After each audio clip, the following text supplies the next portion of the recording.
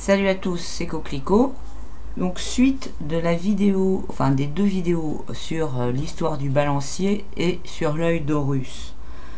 Je me disais aussi que pourquoi on nous ment et qu'on nous dit que Ra c'est en rapport avec le soleil et que l'œil il est en rapport avec le soleil. C'est pour nous mettre sur une fausse piste une fois de plus. Parce que si, je me suis dit, si l'œil d'Horus c'est Saturne, et si c'est l'œil d'Horus qui dirige la matrice dans laquelle on est, donc le balancier dont j'ai parlé tout à l'heure,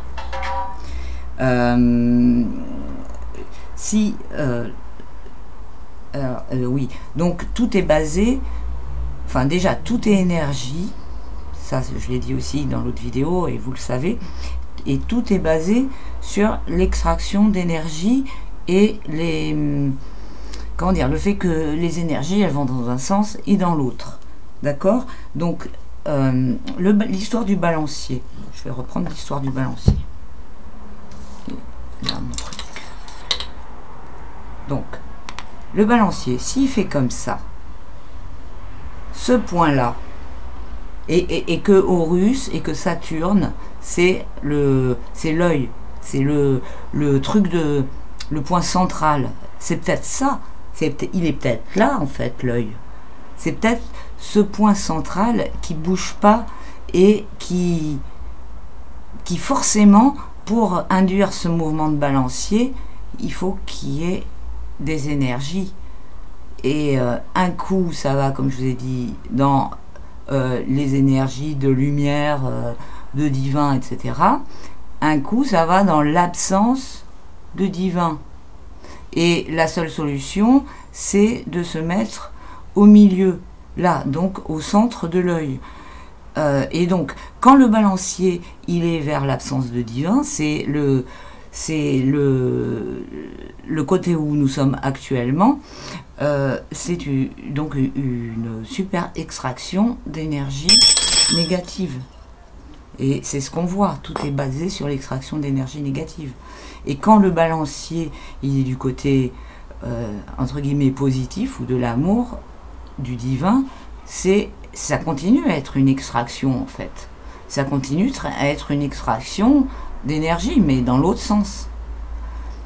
Et donc pour échapper à tout ça, il faut se centrer et donc comme j'ai dit, à partir du moment et traverser l'œil en fait. Et pour ça, pour traverser l'œil, et c'est là que je comprends il y a une amie qui m'a expliqué il n'y a pas longtemps qu'il fallait transcender Saturne. Et c'est exactement ça. Enfin, elle me disait qu'en astrologie, Saturne, c'est le truc à transcender. Et que tant qu'on n'est pas passé au travers de Saturne, dans notre incarnation, on est prisonnier du truc, de la matrice, en fait, et de l'astral. Donc, en fait, c'est ça, il faut passer à travers l'œil. Et pour passer à travers l'œil, il faut transcender la matière. Et donc pas se laisser aller. Enfin, ce que je veux dire par là, c'est que peut-être que même l'âge d'or dont on parle, donc les énergies inverses, elles nourrissent tout autant la matrice. Elles nourrissent tout autant le système qui fait balancier, qui va repartir dans l'autre sens.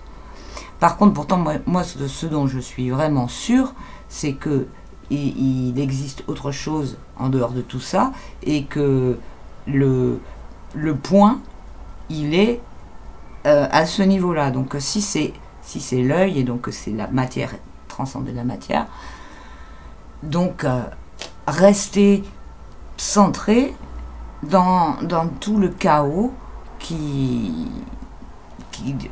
dans lequel on est. C'est une sacrée épreuve quand même.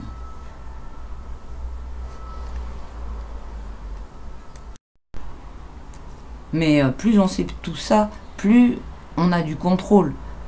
Parce que ce qu'il y a de bien avec les élévations de conscience, c'est que au fur et à mesure qu'on acquiert de la connaissance, on acquiert du discernement et de l'intuition, et le chemin positif, ou enfin le chemin pas positif, parce que en fait le chemin neutre, voilà, pour le chemin du centre, il est il se trace en fait devant nous au fur et à mesure qu'on avance. Et en fait, c'est ça qu'il faut. En fait, il faut vraiment voir tout ça avec ce point de vue, parce que tant que on se met dans une position de victime, on donne de l'énergie. Et tout ce qu'on fait tout le temps, en fait, c'est quasiment tout le temps donner de l'énergie à ce processus, en fait, mécanique. Mais à partir du moment où on met cette énergie dans la recherche de connaissances, en fait, c'est ça la voie du milieu, c'est ça le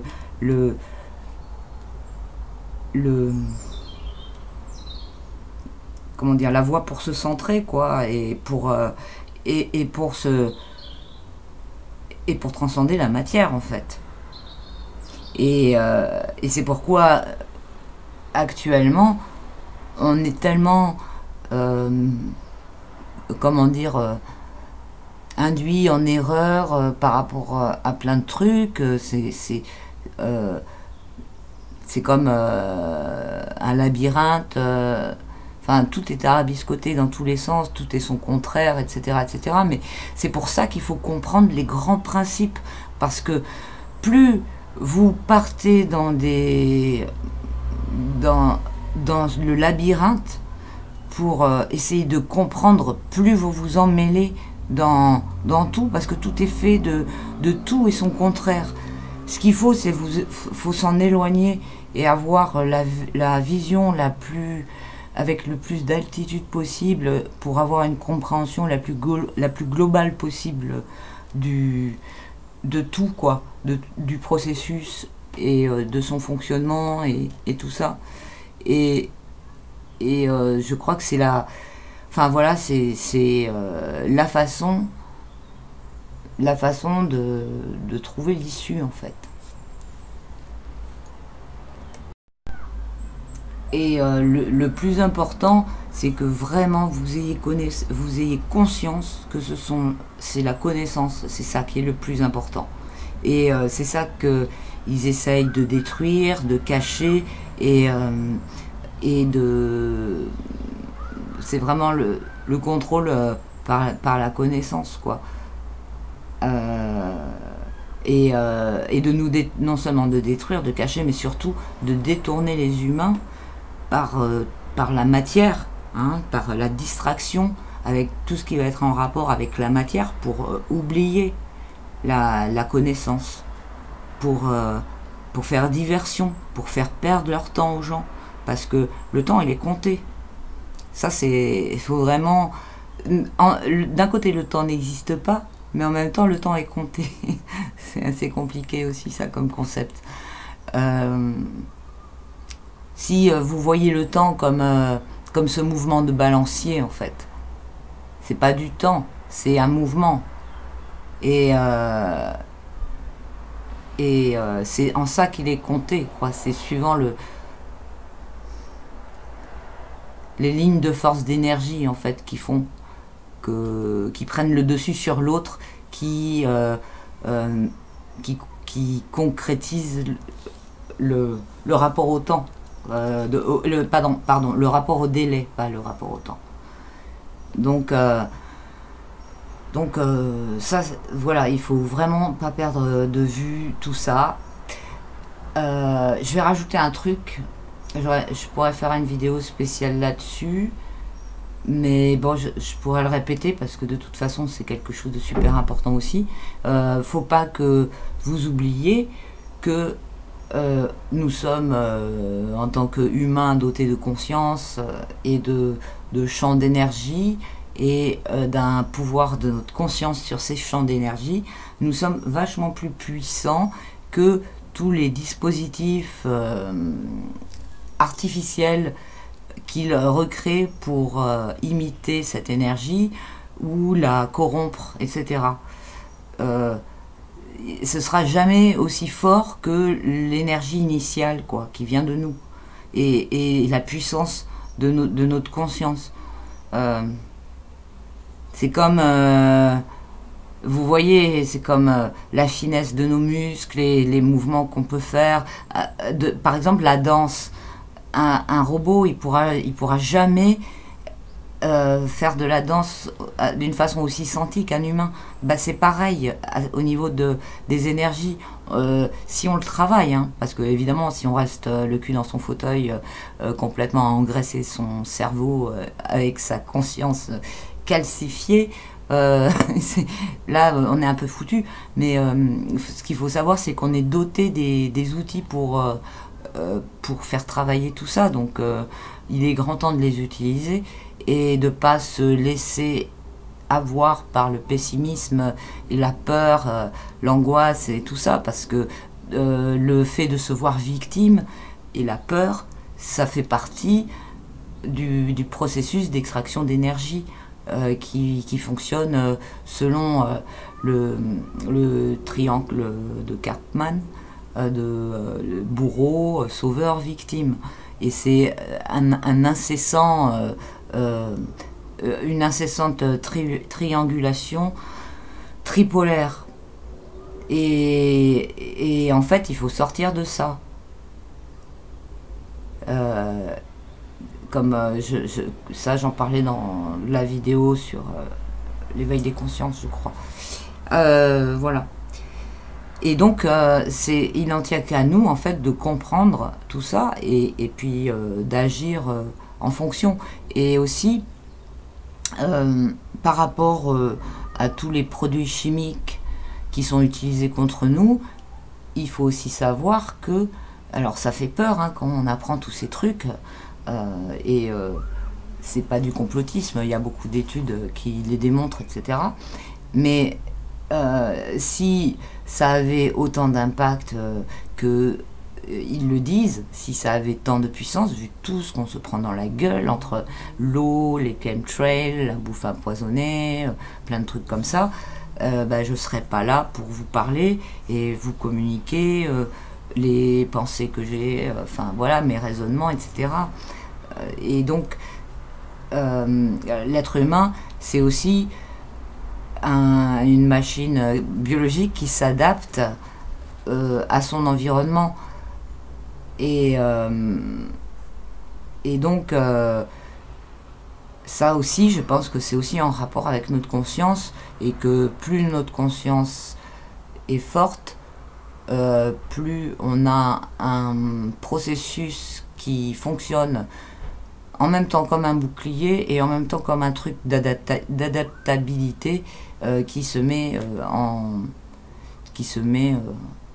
action devant ces hostilités. Donc pour ça aussi, il ne faut pas perdre confiance ni espoir, et vous en avez la preuve tous les jours, sinon on ne serait plus là. Avec tout ce qu'on se prend, on ne serait plus là. Et aussi, ce que je voulais dire, c'est que ces processus de défense dont je viens de parler, ils se renforcent aussi avec les générations futures. Comme vous remarquez à quel point les générations qui arrivent sont des enfants qui sont tous quasiment au potentiel intellectuel, émotif. Il y en a énormément qui ont des capacités vachement plus développées au niveau sensibilité, pouvoir de guérison, enfin tous ces trucs-là. Ça veut bien dire que